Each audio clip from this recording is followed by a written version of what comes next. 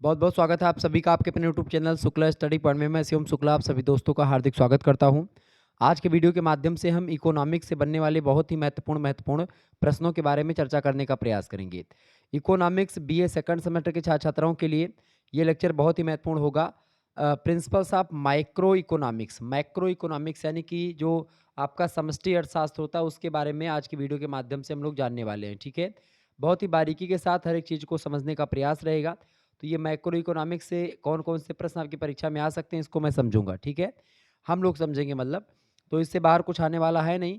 इसके अलावा सिद्धार्थ यूनिवर्सिटी के लिए लेक्चर बहुत ही महत्वपूर्ण होगा, कानपुर विश्वविद्यालय के लिए, राजा महेंद्र प्रताप सिंह स्टेट यूनिवर्सिटी के लिए और ऐसे अन्य बहुत ही विश्वविद्यालय के लिए जिनकी परीक्षा ऑब्जेक्टिव होती है। दीनदयाल उपाध्याय गोरखपुर विश्वविद्यालय के लिए भी बहुत महत्वपूर्ण है, चूंकि जो इको का 104 वाला पेपर होता है उसके लिए बहुत ही महत्वपूर्ण है। ठीक है, तो आइए जानने का प्रयास करते हैं कौन-कौन से प्रश्न आपकी परीक्षा की दृष्टि से बहुत ही ज़्यादा महत्वपूर्ण है। पहला क्वेश्चन आप देखेंगे, वास्तविक आय संबंधित है। वास्तविक आय संबंधित है किससे? फटाफट से आप बताएंगे। वस्तुओं एवं सेवाओं से, मुद्रा की मात्रा से, या नाम मात्र की आय से, या सामाजिक विकास से? फटाफट से आप बताने का प्रयास करेंगे। वास्तविक आय जानते हैं किससे संबंधित है? वास्तविक आय वस्तुओं और सेवाओं से रिलेटेड है। ऑप्शन नंबर इसका ए करेक्ट आंसर हो जाएगा। तो जिन्होंने ए लगाया होगा उनको नंबर मिल जाएगा। अगला क्वेश्चन आपकी स्क्रीन पर आ चुका है, फटाफट से आप लोग देखने का प्रयास करेंगे। इंपॉर्टेंट है प्रश्न। ठीक है,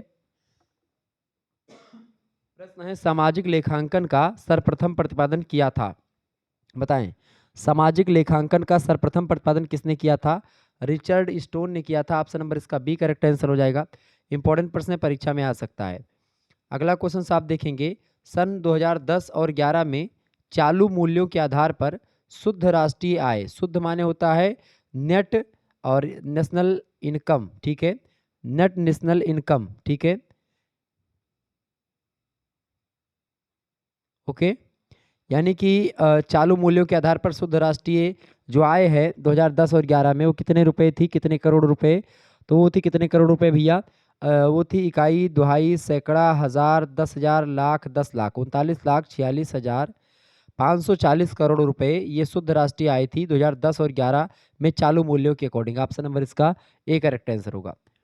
अगला प्रश्न आपसे एग्जाम में बन सकता है, किस वर्ष से चालू मूल्यों के आधार पर भारत की राष्ट्रीय आय कम थी? बताएं, किस वर्ष से चालू मूल्यों के आधार पर भारत की राष्ट्रीय आय कम थी? तो वो था 2020 में। ठीक है, 2020 में कम थी। अगला क्वेश्चन आपकी स्क्रीन पर आ चुका है, सामाजिक लेखांकन अथवा राष्ट्रीय आय लेखांकन का सर्वप्रथम प्रतिपादन किसने किया? सामाजिक लेखांकन और राष्ट्रीय आय लेखांकन का सबसे पहले प्रतिपादन किया किसने? रिचर्ड स्टीन महोदय ने। ऑप्शन नंबर इसका ए राइट आंसर होगा। बढ़िया प्रश्न परीक्षा में आ सकता है। अगला प्रश्न आपसे पूछा जा सकता है, राष्ट्रीय लेखांकन विधि निम्नलिखित किस प्रणाली पर आधारित होती है? राष्ट्रीय लेखांकन विधि निम्नलिखित में से किस प्रणाली पर आधारित है? तो दोहरी लेखा प्रणाली पर आधारित होती है। दोहरी लेखा प्रणाली यहाँ पर कर लेंगे। ऑप्शन नंबर इसका ए करेक्ट आंसर हो जाएगा। आगे देखेंगे, अगला प्रश्न, राष्ट्रीय आय गणना की विधि नहीं है। राष्ट्रीय आय गणना की विधि नहीं है, कौन सी इनमें से? देखिए, उत्पादन विधि, व्यय विधि और आय विधि, ये राष्ट्रीय आय की गणना की विधि है। विदेशी विनिमय विधि, ये राष्ट्रीय आय की गणना की विधि नहीं है। डी ऑप्शन करेक्ट आंसर होगा। इंपॉर्टेंट प्रश्न है। अगला क्वेश्चन आप देखेंगे, 500 रुपए के नोट पर अंकित मूल्य नाम मात्र की आय होता है, या वास्तविक आय, या राष्ट्रीय आय, फिर ये दोनों? तो 500 रुपए के नोट पर अंकित मूल्य जो होता है वो नाम मात्र की आय होता है। 500 रुपए की नोट का मूल्य जो है 500 रुपए नहीं होता है, ये बात आप ध्यान रखेंगे। ओके, आगे देखेंगे, अगला क्वेश्चन आपकी स्क्रीन पर आ चुका है, राष्ट्रीय आय माप की विधियां हैं।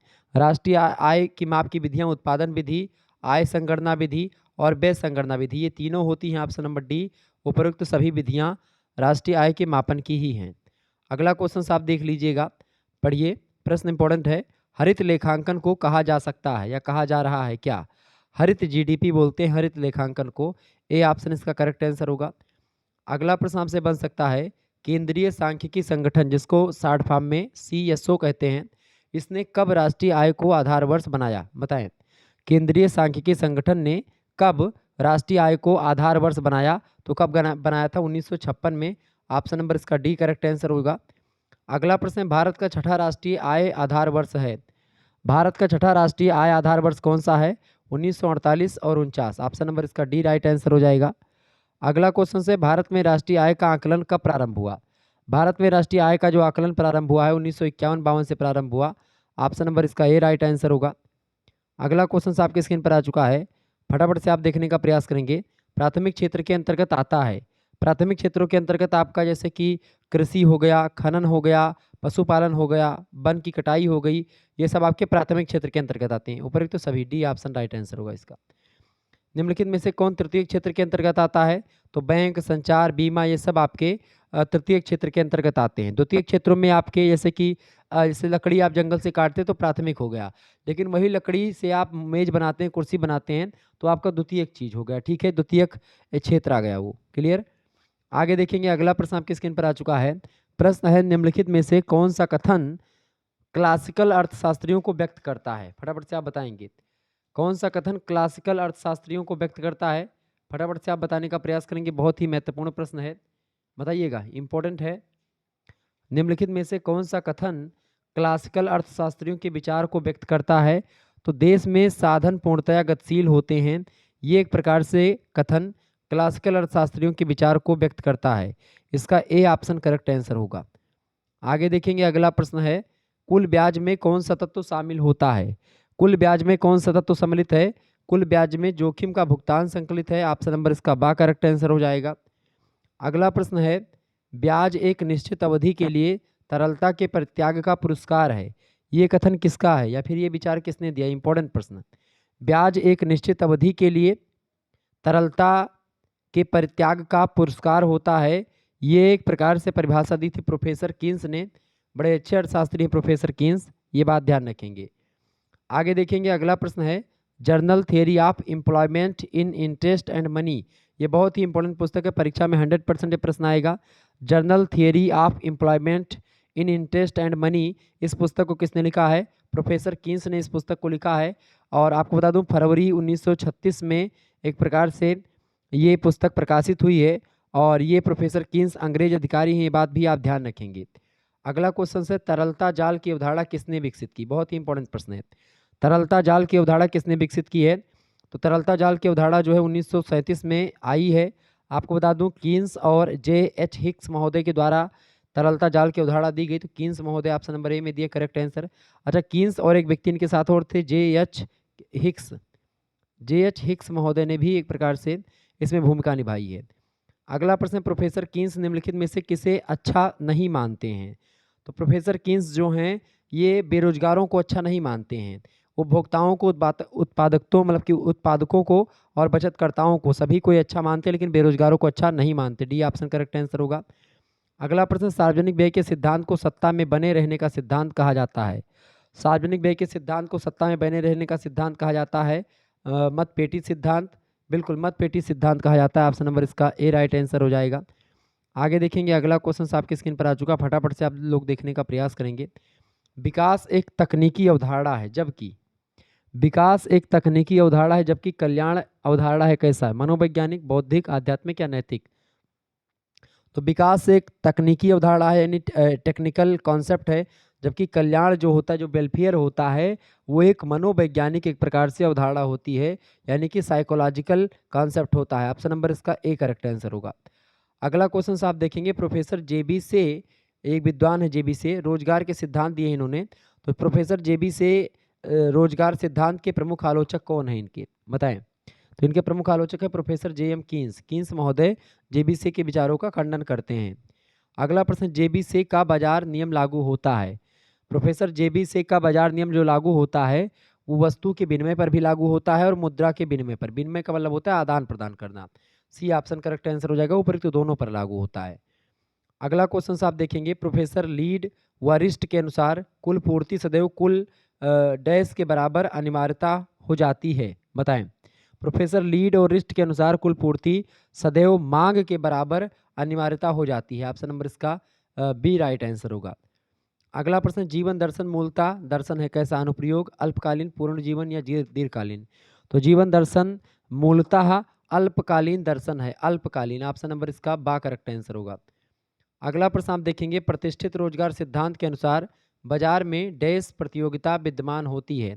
प्रतिष्ठित रोजगार सिद्धांत के अनुसार बाजार में पूर्ण प्रतियोगिता विद्यमान होती। कैसी प्रतियोगिता होती बाजार में?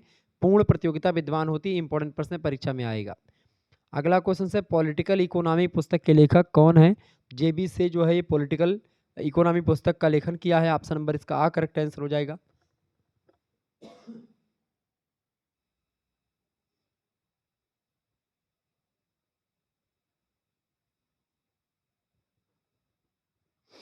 अगला प्रश्न है कीन्स का जन्म हुआ था, बताएं। फटाफट से आप लोग बताने का प्रयास करेंगे। प्रोफेसर कीन्स का जन्म हुआ था, कब हुआ था? तो प्रोफेसर कीन्स का जन्म हुआ था 1883 में। कब हुआ था इनका जन्म? 1883 में हुआ था। कहाँ पर हुआ था? 5 जून 1883 को इनका जन्म हुआ था। कैम्ब्रिज में इनका जन्म होता है। यूनाइटेड किंगडम में पड़ता है कैम्ब्रिज, यानी लंदन, वहाँ पर इंग्लैंड में, तो वहीं पर इनका जन्म हुआ था 1883 में। इनकी मृत्यु की अगर बात की जाए प्रोफेसर कीन्स की, तो इनकी मृत्यु जो हुई थी सॉरी 21 अप्रैल को हुई थी इनकी मृत्यु। ठीक है, 21 अप्रैल को इनकी मृत्यु हुई थी। कब? 1946 को। ठीक है, ध्यान रखिएगा इस बात को। अंग्रेज अधिकारी हैं, मतलब अंग्रेज अर्थशास्त्री हैं ये।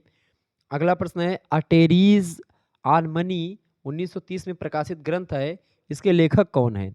इसके लेखक हैं कीन्स महोदय। इसके लेखक कौन है? कीन्स महोदय। 2 खंडों में ये पुस्तक प्रकाशित है। आधुनिक अर्थशास्त्र का जनक भी प्रोफेसर कीन्स को ही कहा जाता है। केनेसियन अर्थशास्त्र के संस्थापक भी माने जाते हैं। ये बात आप ध्यान रखेंगे। कौन? कीन्स। तो आपसे पूछेगा आधुनिक अर्थशास्त्र के जनक कौन है, तो आप बताएंगे प्रोफेसर कीन्स। आपसे पूछेगा केनेसियन अर्थशास्त्र के जनक संस्थापक कौन है, तो आप बताएंगे प्रोफेसर कीन्स। आपसे पूछेगा आर्टेरीज ऑन मनी पुस्तक किसने लिखी है, आप बताएंगे प्रोफेसर कीन्स। कितने खंडों में बटी हुई है, तो आप बताएंगे 2 खंडों में। कब प्रकाशित हुई, तो आप बताएंगे 1930 में। आगे देखेंगे उपभोग की प्रवृत्ति को प्रभावित करने वाले तत्व हैं। उपभोग की प्रवृत्ति को प्रभावित करने वाले तत्व हैं आपके राजकोषीय नीति। ऑप्शन नंबर इसका बा करेक्ट आंसर हो जाएगा। बहुत ही महत्वपूर्ण प्रश्न है, ध्यान रखिएगा इस बात को। आगे देखेंगे अगला क्वेश्चन से गुणक के लिए किस शब्द को प्रयोग किया जाता है? गुणक के लिए किस शब्द का प्रयोग किया जाता है? गुणक के लिए के शब्द का प्रयोग करते हैं। ऑप्शन नंबर इसका बा करेक्ट आंसर होगा। अगला क्वेश्चन आप देखेंगे रोजगार गुणक एम्प्लॉयमेंट मल्टीप्लर के प्रतिपादक हैं प्रोफेसर जे.एम. कीन्स या प्रोफेसर मार्शल या प्रोफेसर आर.एफ. काहन।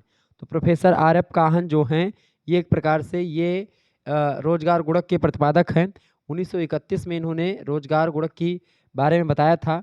रोजगार ब्याज और धन का जो सामान्य सिद्धांत है उसको प्रोफेसर जे.एम. कीन्स ने दिया है। ये बात ध्यान रखेंगे 1936 में। लेकिन रोजगार गुणक का जो सिद्धांत दिया है 1931 में प्रोफेसर आर.एफ. काहन ने दिया है। तो ऑप्शन नंबर इसका सी करेक्ट आंसर होगा। अगला प्रश्न गुणक का मूल्य निम्न सीमाओं में होगा।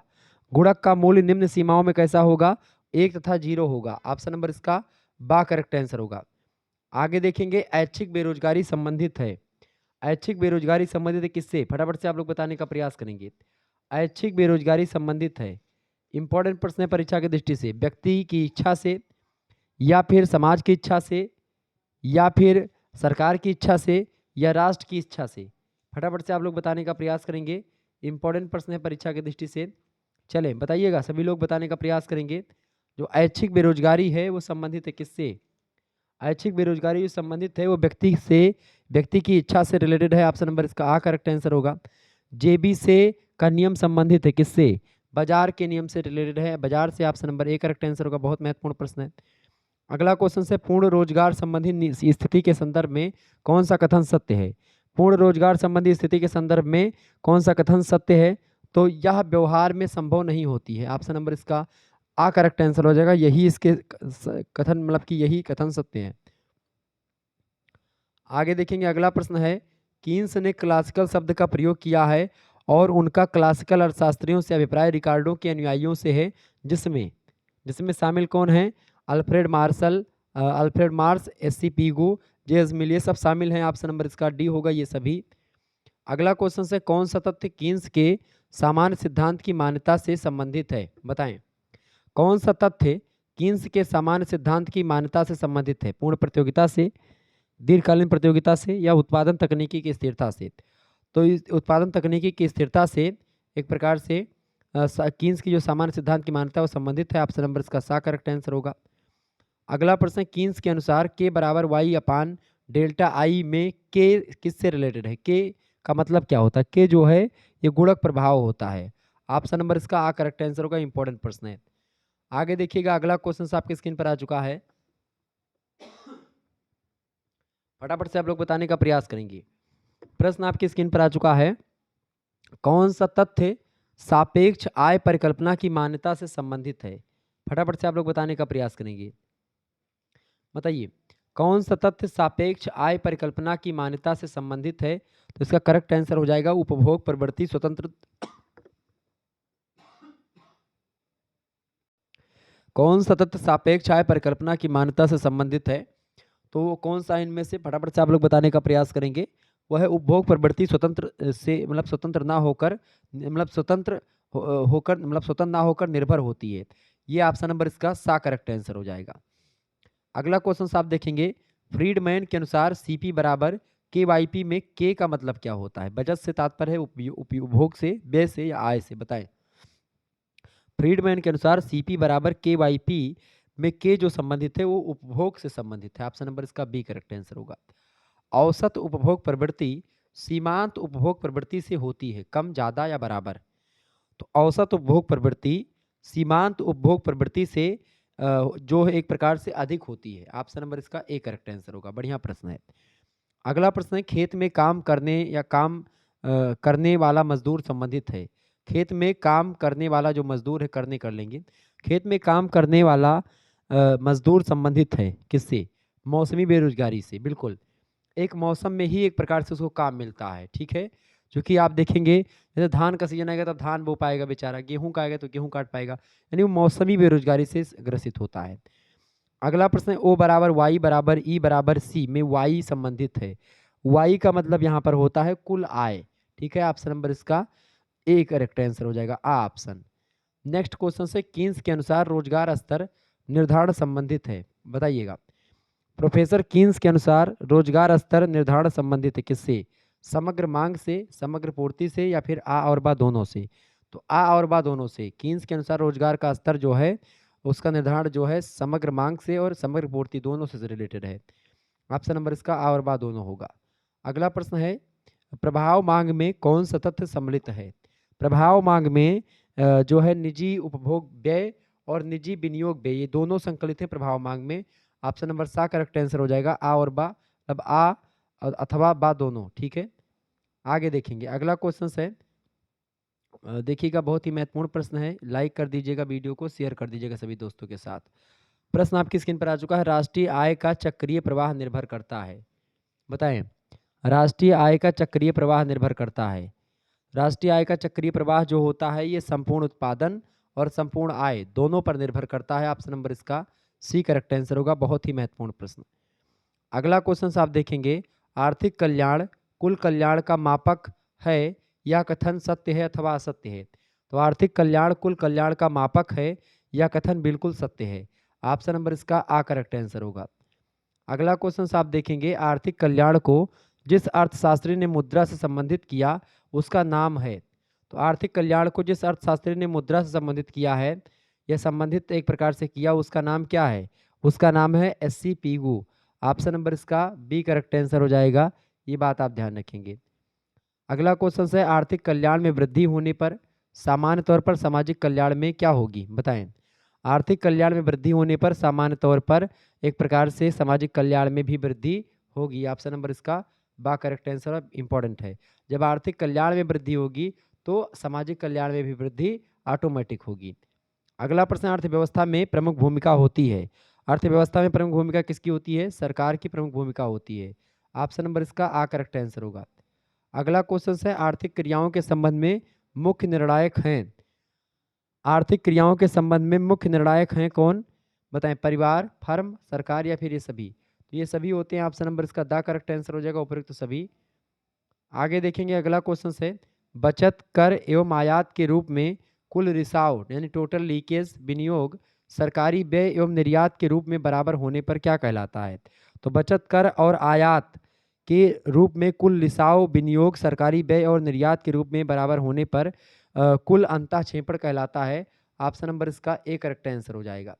अगला प्रश्न आर्थिक कल्याण संबंधित है किससे? सामाजिक कल्याण से या आर्थिक आय वृद्धि से? बताएं। तो आर्थिक कल्याण जो होता है ये सामाजिक कल्याण और आर्थिक आय वृद्धि दोनों से रिलेटेड है। ऑप्शन नंबर सा करेक्ट आंसर होगा। बहुत महत्वपूर्ण प्रश्न है, परीक्षा में ऐसे ही प्रश्न आते रहते हैं। ठीक है, चले अगला क्वेश्चन आपकी स्क्रीन पर आ चुका है, फटाफट से आप लोग देखने का प्रयास करेंगे। इंपॉर्टेंट प्रश्न है, बताने का प्रयास करें। प्रश्न है, कुल पूर्ति सदैव कुल मांग के बराबर अनिवार्यतः हो जाती है, यह कथन किसका है? तो कुल पूर्ति सदैव कुल मांग के बराबर अनिवार्यतः हो जाती है, यह कथन जो है ये जीड और रिस्ट महोदय का है। ऑप्शन नंबर इसका सी करेक्ट आंसर होगा। इंपॉर्टेंट प्रश्न है, ध्यान रखिएगा। ओके, आगे देखेंगे। अगला प्रश्न है, किसने अल्पकालीन अपूर्ण रोजगार संतुलन पर बल दिया? बताएं, किसने अल्पकालीन अपूर्ण रोजगार संतुलन पर बल दिया? तो कीन्स महोदय ने दिया है। ऑप्शन नंबर इसका सा करेक्ट आंसर हो जाएगा।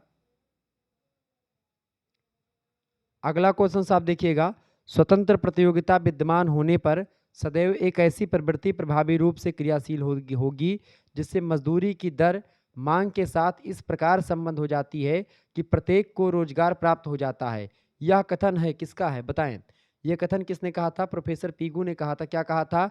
कि स्वतंत्र प्रतियोगिता विद्यमान होने पर सदैव एक ऐसी प्रवृत्ति प्रभावी रूप से क्रियाशील होगी जिससे मजदूरी की दर मांग के साथ इस प्रकार संबंधित हो जाएगी कि प्रत्येक को रोजगार प्राप्त हो जाता है। ये बात प्रोफेसर पीगो ने कहा था। ऑप्शन नंबर इसका ए करेक्ट आंसर होगा। आगे देखेंगे। अगला क्वेश्चन आपकी स्क्रीन पर आ चुका है, व्यापक रूप में से का नियम, से यानी जेबीसी का नियम विनिमय अर्थव्यवस्था की व्याख्या है। इस प्रकार यह नियम इस सत्य को बतलाता है कि मांग का मूल स्रोत साधन आय का यह प्रवाह है जिससे उत्पादन प्रक्रिया उत्पन्न होती है। यह बात किसने कही थी? ये बात हेंसन महोदय ने कही थी। ऑप्शन नंबर इसका आ करेक्ट आंसर होगा।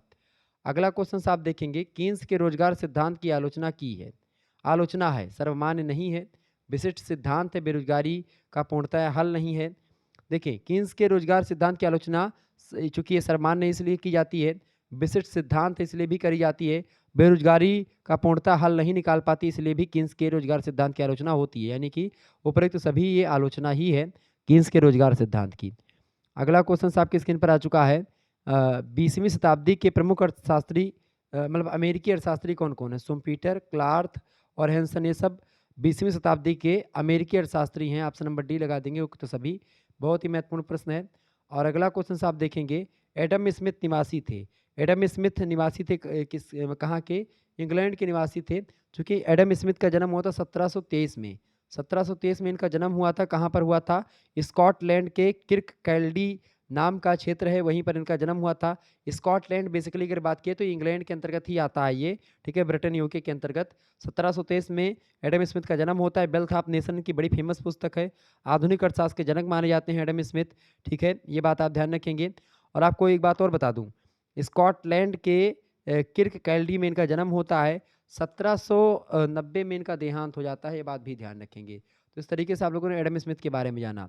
एक बात और आपको बता दूं, अगर को करिकुलर कोर्स आपको पढ़ना है तो आप हमारे दूसरे चैनल को करिकुलर मास्टर यूट्यूब चैनल है, उसको आप सब्सक्राइब कर लीजिएगा। को करिकुलर मास्टर, ठीक है, को करिकुलर मास्टर यूट्यूब चैनल है, आप उसको सब्सक्राइब कर लीजिएगा। बहुत इंपॉर्टेंट है वो चैनल, उस पर आपको को करिकुलर कोर्स से रिलेटेड आपको बहुत सारी वीडियो मिल जाएंगी।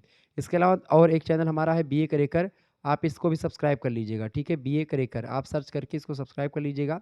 मैं डिस्क्रिप्शन बॉक्स में लिंक दे दूंगा, तो आप सभी लोग चैनल को सब्सक्राइब कर लीजिएगा। मिलते हैं फिर नेक्स्ट वीडियो में, तब तक के लिए जय हिंद जय भारत। आप सभी का बहुत बहुत धन्यवाद। हमारे साथ जुड़ने के लिए इसी प्रकार से अपना प्यार हमेशा बनाए रखेंगे। तो आज के वीडियो के माध्यम से मैंने बहुत सारे प्रश्नों को समझा जो कि आपकी परीक्षा की दृष्टि से बहुत ही ज़्यादा महत्वपूर्ण थे। ऐसे ही प्रश्न आपकी परीक्षा में आते रहते हैं, ये बात आप ध्यान रखेंगे। अर्थशास्त्र से रिलेटेड, यानी इसमें आपको आपने समष्टि अर्थशास्त्र के बारे में जाना, इंपॉर्टेंट प्रश्नों को समझा जो कि ऑब्जेक्टिव फॉर्म में आपसे पूछे जा सकते थे, ठीक है। बाकी और विश्वविद्यालयों के लिए जो भी लेक्चर होंगे मैं देने का प्रयास करूंगा। सभी विश्वविद्यालय के लिए महत्वपूर्ण है, ये बात ध्यान रखेंगे। बहुत बहुत धन्यवाद।